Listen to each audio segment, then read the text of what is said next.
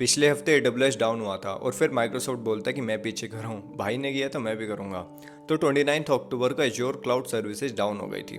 Outlook, Xbox live, Copilot सब कुछ impact हो गया। सब कुछ स्टार्ट होता है एक छोटी सी कॉन्फ़िगरेशन गलती की वजह से, जो कि एज्योर फ्रंट डोर सर्विस में एक गलत कॉन्फ़िगरेशन पुश हो गई। अब ये बेसिकली एक एंट्री पॉइंट है सारी ट्रैफिक का, जो ग्लोबल ट्रैफिक को राउट करती है स्मार्टली। लेकिन अगर वही फेल हो गई, बेसिकली बिल्डिंग का मेन गेट ही अगर बंद हो गया, तो तुम अंदर कैसे घुस पाओगे। एंड इसकी वजह से एज्योर पोर्टल एक्सेस नहीं हो पा रहा था। माइक्रोसॉफ्ट 365, आउटलुक, डिफेंडर, कोपायलट सब कुछ इम्पैक्ट हो गया। Telecom firms and even Heathrow airport तक इम्पैक्ट हो गया इसकी वजह से। अब एज एन इंजीनियर इस समय ये सीखने को मिलता है कि एक छोटी सी कॉन्फ़िगरेशन भी कितना बड़ा इम्पैक्ट लेके आ सकती है।